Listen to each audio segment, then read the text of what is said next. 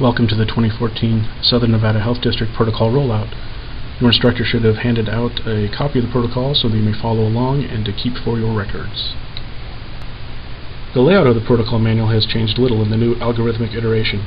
It consists of the forward, the table of terms and conventions used in the manual, the adult treatment protocols and pearls, pediatric treatment protocols and pearls, operations protocols, procedure protocols, the formulary, and finally the appendices. The forward has changed a bit. Language was added to limit the use of the protocols to licensed attendants. The protocols allow for the attendant to critically think through the process. The protocol deviation procedure remains unchanged. The protocol key defines icons used throughout the document: the caution warning alert icon, the pediatric treatment consideration icon, telemetry contact required icon, and specific protocol icon. The level indicators E, A, and P show the minimum level that is authorized to perform a specific task. The manual shows the new levels of certification as they will be rolled out in 2015 and as they will be used throughout this presentation. The definition of a patient as shown in the forward is any individual that meets one of the following. 1. A person who has a complaint or mechanism suggestive of potential illness or injury. 2. A person who has obvious evidence of illness or injury. Or 3. A person identified by an informed second or third party caller as requiring evaluation for potential illness or injury. Pediatric considerations include transport of patients less than 18 years old to a pediatric receiving facility. The rest of the forward include lists of medical directors, Southern Nevada Health District staff, and hospital addresses and phone number. The Terms and Conventions pages list common abbreviations used throughout the document, as seen in this example above. As you will soon see, the treatment protocols have been separated into adult and pediatric. This is probably the most significant difference in the new protocol format. Adult protocols and pearls are listed first, and pediatric protocols and pearls second. The protocols are presented in an algorithmic format with decision guides to assist with flow. After each algorithm, a second page lists important pearls in the assessment and management of the patient. The algorithm and pearls complement each other, and you should be familiar with both. The General Adult Assessment replaces the General Patient Care protocol from the previous manual and directs the provider to the most appropriate treatment protocol based on the primary assessment. The example above shows the first portion of the protocol and the decision guides. The decision guides are not comprehensive, as you can see in the level of consciousness assessment. The protocol asks if the patient is unresponsive and then if the patient has a pulse. This method is followed throughout the remainder of the assessment. This protocol was previously an 8-page section that included multiple aspects of patient care such as documentation, communication, disposition, TFTC criteria, etc. These items have been moved to dedicated sections within the operations portion of the protocols. This slide shows the pearls associated with the General Adult Assessment Protocol. Valuable information here includes FAO hospital link number, transport guidelines, and waiting room triage guidelines. We added the General Adult Trauma Assessment Protocol to the protocol manual to help guide with the management of trauma patients. It doesn't take the place of the trauma field triage criteria in determining who is a trauma system patient. The decision guides are based on input from our trauma system physicians. The secondary survey does not include all injuries, but includes a few of the possible injuries that should be considered. The abdominal, flank pain, nausea and vomiting protocol has changed only in format from its previous version. This is the pearls page that includes guides for history, signs and symptoms, and possible differential diagnosis. It also includes recommended exam process and other information. The ACS protocol looks a bit busy at first, but the key is in understanding what side of the protocol to follow from the initial decision point. Once a determination is made as to the presence or absence of a STEMI, it is simply a matter of following the indicated side. Previously, protocols were drafted with respect to levels of training, BLS versus ALS. Because provider levels are now built into the treatment algorithm, protocols such as this one can seem similar or repetitive with only one or two key differences in management depending on a single factor, such as the ECG in this protocol. As with other protocols, the pearls page is a complement to the protocol. The allergic reaction protocol is another protocol that is not measurably different from the current one. Because the provider levels are now color-coded into the treatment algorithm, this protocol is based on clinical severity, airway compromise, hypotension, etc., rather than the certification level of the responding providers. The pearls page listed here shows a severity scale, special considerations, QA metrics that will be used by your QA coordinators to ensure that quality patient care is being delivered. This slide shows the middle part of the altered mental status syncope protocol. It shunts the provider to other treatment protocols based on assessment findings. Previously, the EMS protocol was a 3-page protocol that was fairly dense. It included seizure, hypoglycemia, and hemodynamic instability as causes of AMS. It was felt that these would warrant their own individual protocols to ensure consistent management.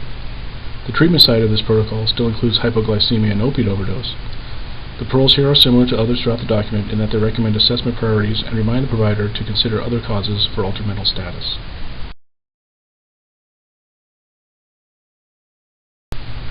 The bradycardia protocol follows AHA guidelines and allows for the decision points post-12 lead acquisition if a STEMI is identified. This should alleviate previous confusion in regard to the use of atropine versus pacing in the presence of suspected MI or chest pain. If the patient is bradycardic but not symptomatic, the treatment is also indicated above. Paroles include QI metrics, such as identifying a high-degree block, pacer pad placement, if atropine is administered, and appropriate pacing performed.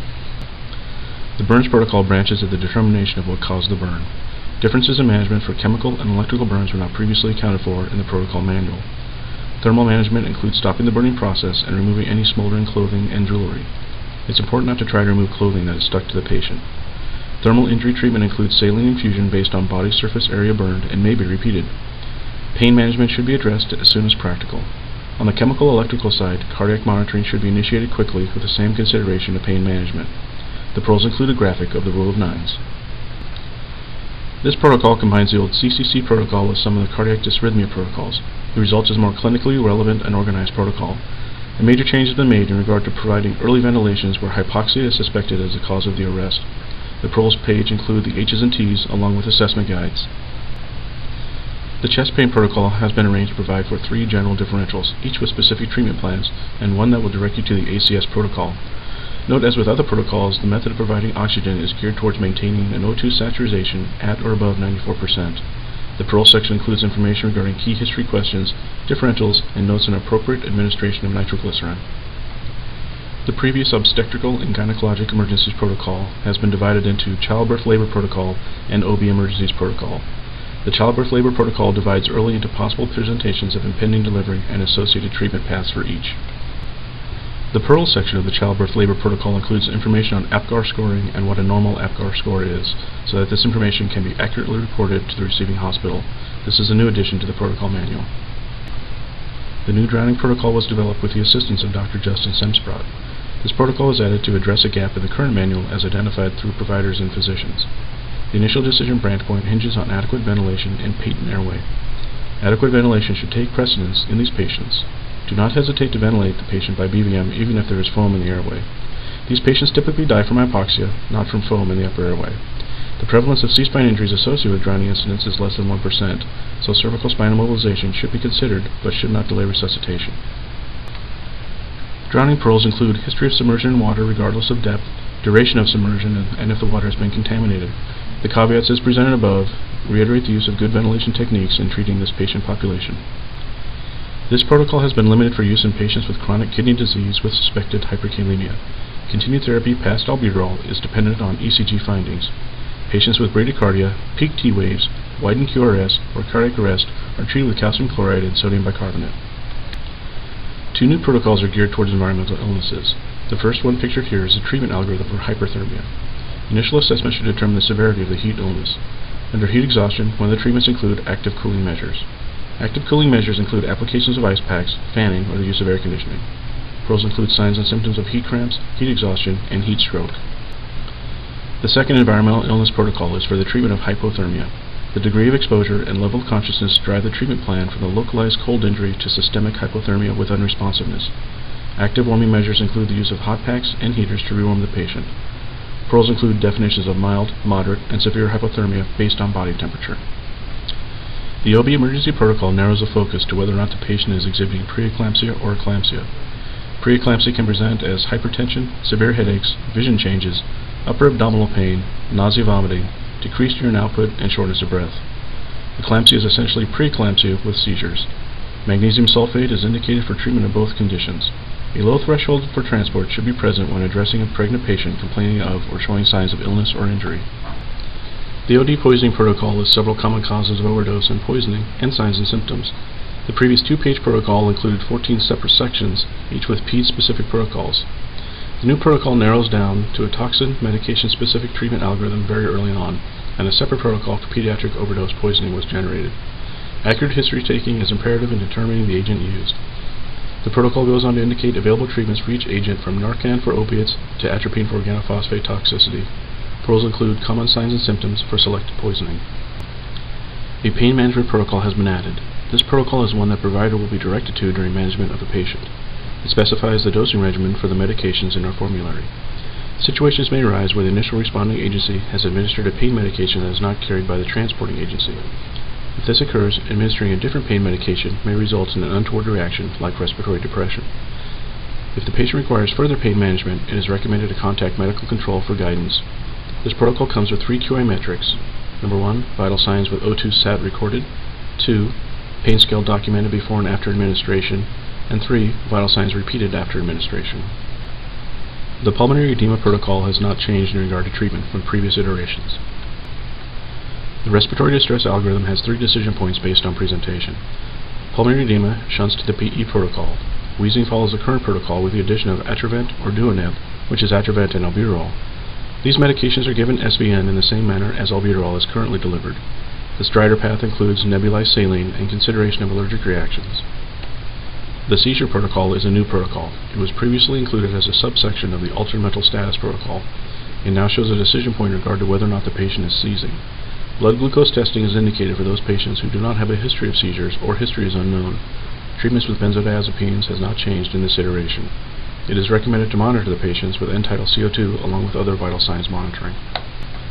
Shock has been changed to include a shunt to the general trauma protocol if shock is trauma-related. Non-trauma shock has been further divided into non-cardiogenic and cardiogenic. The cardiogenic side includes the use of a 12-lead ECG followed by a normal saline bolus and dopamine. Non-cardiogenic shock does not include the requirement of a 12-lead, but may still be required if the attending medic feels the need. Additionally, the Solu-Cortef language that was in the foreword has been moved to the protocol for patients with adrenal insufficiency. Adrenal insufficiency can be caused by Addison's disease, congenital adrenal hyperplasia, long-term administration of steroids, and others. Adrenal insufficiency is a life-threatening condition that can be effectively treated with a patient's Solu-Cortef. The smoke inhalation protocol has not been changed. The Pearl section includes a graphic, shown here, on how to prepare the cyano kit for administration. The stroke protocol has not been changed in this current iteration. It does have 4 QI metrics. 1. The Cincinnati Stroke Scale has been completed with symptom onset documented. 2. Blood glucose documented. 3. 12-lead ECG completed. And 4. On-scene time kept to a minimum, less than 10 minutes. In the previous protocol, cardiac tachydysrhythmias were listed separately. In this new version, they are grouped into clinically applicable algorithms that begin with stable or unstable, followed by wide or narrow. Stable is defined as normal mental status and a palpable radial pulse. The treatments for each condition have not changed. As with the previous tachycardia protocol, the tachycardia unstable protocol has the narrow versus wide complex decision point. Unstable is defined as altered mental status and no palpable radial pulse. The treatments have not changed. The induced hypothermia protocol has not been changed in this iteration. The ventilation management protocol is a new protocol to the manual. This protocol is shunted to from multiple other treatment protocols in the manual. Typically, after an airway ventilation assessment has established that a patient is not ventilating properly or does not have a patent airway. This protocol includes endotracheal intubation, but is not intended to be just an intubation protocol. This protocol was designed to reinforce the concept that airway management involves a constellation of very important skills, not just the ability to intubate a patient. The goal is to maintain an O2 sat of greater than 94 or greater than 90 for home O2 patients or those with chronic conditions such as COPD. Initial basic airway maneuvers, or if the patient requires a tracheostomy tube replacement, are listed first. If basic interventions are not effective, the protocol guides the provider to move to the extraglottic airway or endotracheal intubation. As you continue down the algorithm from basic to advanced management, if it has been determined that attempts to intubate or ventilate are ineffective, the provider is directed to perform an Crike. The Pearl section provides the appropriate measurement of end-tidal CO2 and mnemonics to assist with recognizing and documenting difficult airways. The next section is pediatric treatment protocols. For treatment purposes, a pediatric patient is 12 years old or less. For transport to a pediatric receiving facility, the patient must be less than 18 years old. The pediatric general assessment protocol is similar to the adult general assessment protocol with one notable change. Under the check pulse box, none or less than 60 directs you to the cardiac arrest protocol. The cardiac arrest protocol will be initiated for those patients who, despite oxygenation and ventilation, still show signs of poor perfusion. Other than pediatric-specific dosing, the pediatric trauma assessment protocol is the same as the adult trauma assessment protocol. The pediatric abdominal pain protocol is similar to the adult abdominal pain protocol. However, morphine is not recommended for use in children with abdominal pain. The There have been no changes to the Pediatric Allergic Reaction Protocol. The Pediatric Altered Mental Status Protocol begins with the assessment that emphasizes on blood glucose testing and considering an ECG placement. Consider possible causes of AMS such as postictal state, hypoperfusion, and trauma or head injury. Just like with the adult protocols, there is now a separate protocol for seizures. For pediatric behavioral emergencies, implement the SAFER model. If appropriate, the benzodiazepine for use in children is Valium. The pediatric burns protocol is the same as the adult burns protocol, with pediatric dosing shown. Adequate ventilation is the key to resuscitation of drowning victims. Do not suction foam from the airway initially, as this will provide an unnecessary delay in correction of hypoxia with assisted ventilation. Deaths from drownings are primarily hypoxic events rather than aspiration events. The algorithm-based protocol is designed to highlight this fact. The hyperthermia protocol is the same as the adult hyperthermia protocol with pediatric dosing. The pediatric hypothermia protocol also is the same as the adult hypothermia protocol with pediatric dosing. In resuscitating the newly born, it is important to remember that deep airway suctioning is no longer recommended. Traditional CPR is a 3-to-1 ratio and is standard for newborns. Most newborns requiring resuscitation will respond to BBM, compressions, and epi. For those who don't, consider hypovolemia, pneumothorax, and/or hypoglycemia, a blood sugar less than 40. The pediatric overdose protocol is similar to the adult protocol with pediatric dosing. Like the adult pain management protocol, exercise caution when administering a second, different pain medication to patients. Contact medical control for guidance whenever you have questions. The pediatric respiratory distress protocol is similar to the adult respiratory distress protocol with pediatric dosing. The pediatric seizures protocol mirrors the adult seizures protocol with pediatric dosing. The pediatric shock protocol shows the estimated minimum systolic BP calculation for patients up to age 10. For patients with known adrenal insufficiency, administer the patient's own Solid-Cortef as prescribed. For the pediatric smoke inhalation protocol, the dose for cyanokit is 70 mg per kilogram IV over 15 minutes. Otherwise, it is similar to the adult smoke inhalation protocol. The pediatric tachydysrhythmia protocols have been separated as the adult tachydysrhythmia protocols, as shown here. The pediatric ventilation management protocol is like the adult ventilation management protocol with pediatric dosing. The operations portion of the manual now includes some aspects of the protocols that were previously included in the general patient care. It was felt that these protocols would be more appropriate in the operations manual. The communications protocol shows when telemetry contact must be established and what elements must be in the telemetry contact. The chronic public anemia protocol has not been changed. The do not resuscitate and/or physician order for life-sustaining treatment paperwork should be kept with the patient and/or family members at all times, so that it can be presented to healthcare providers at the receiving facility. The validity of a DNR or POST form is verified by confirming the patient's name, age, and condition of identification. If more than one version of a DNR POST form is presented, the most recent one should be honored. A DNR may be revoked at any time and in any manner by the patient. A physician order for life-sustaining treatment form may be revoked at any time and in any manner by the patient who executed it, if competent, without regard to his or her age or physical condition. If the patient is incompetent, legally the representative may only be the durable power of attorney as declared in the patient's advance directive or the legal guardian of the patient, or, if the patient is less than 18 years of age, a parent or legal guardian of the patient. The revocation of a POST form is effective upon the communication to a provider of healthcare by the patient or a witness to the revocation of the desire to revoke the form. The provider of healthcare to whom the revocation is communicated shall make the revocation a part of the medical record of the patient or cause the revocation to be made a part of the medical record of the patient. If a DNR POST form is presented or discovered after resuscitative efforts have already been initiated, medical control should be contacted before terminating resuscitation. Supportive care that is appropriate when a DNR or POST form is present is indicated on the second page of the protocol. A specific listing of life-resuscitating treatment that is to be withheld is also available in the DNR protocol.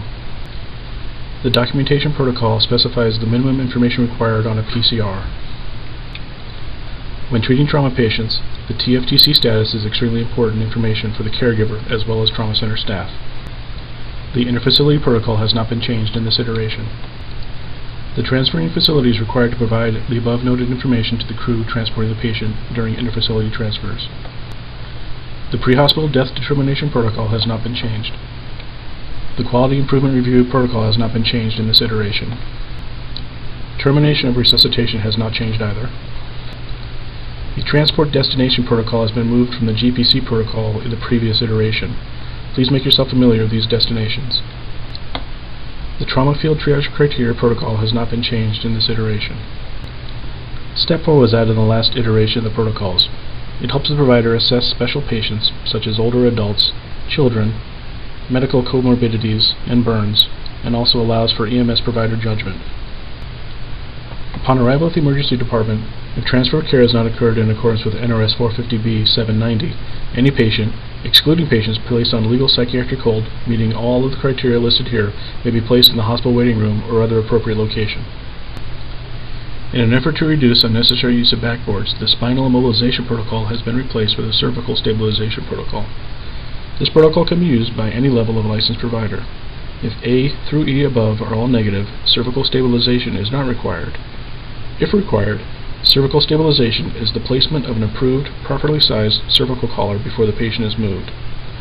Backboards are only indicated for extrication and patient movement. Patients are not to be transported on backboards unless movement off the backboard would delay immediate transport of patients with life-threatening injuries or acute spinal injuries.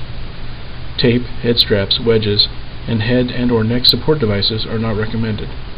In special situations, alternate stabilization devices, such as vacuum mattresses, KEDs, etc., may be used as indicated. Pediatric patients may be stabilized in an approved car seat or with a commercially available pediatric stabilization device. CPAP is still a paramedic-only procedure. This procedure is for patients 18 years old or older in CHF, respiratory distress with bronchospasm, or pneumonia with retractions or accessory muscle use, respiratory rates over 25, and SpO2 less than or equal to 94%. The device must be used per manufacturer instructions. Key considerations include assessing vital signs, SpO2 and EtCO2 prior to use, reassessment every 5 minutes, and document status. If the patient develops any contraindication or requires airway control, discontinue the device and treat accordingly. There are no changes to this protocol. Remember that cardioversion in the pediatric patient requires a physician order. For transcutaneous pacing, standby mode means having pacer pads in place should they be required later. Pediatric pacing should be done by physician order only. Fentanyl, morphine, and hydromorphone can be used as pain medications in these patients. End-tidal CO2 detection must be monitored and recorded at all times in an intubated patient. There are no changes to this protocol. Be sure to verify placement of an extragalactic device with capnography or colorimetric device. This is a new protocol specific to the use of a tourniquet. Please note the indications, contraindications, and key procedural considerations listed here. Please note the tourniquet placement sites. When administering medication, be sure to confirm the right drug, right patient, right dose, right time, right route, and right documentation. Remember that pediatric needle crike requires a physician order. There are no changes to this protocol. There are no changes to this protocol. When placing a traction splint, be sure to assess motor, sensory, and circulatory function prior to and after placement.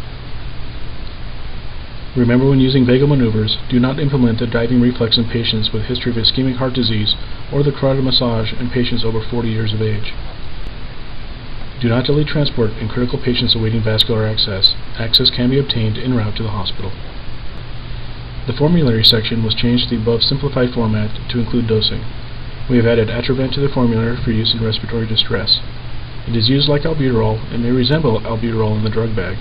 We have also added Duoneb, which is Atrovent and albuterol together, for use in respiratory distress. Both Atrovent and Duoneb are paramedic-only medications at this time. Finally, the appendix includes a sample of release of medical assistance form with algorithm, the scope of practice for medications and skills for procedures, and a table showing current hospital addresses, phone numbers, and pertinent capabilities. It's important to remember that the table is accurate at the time of publication and should be used as a guide only.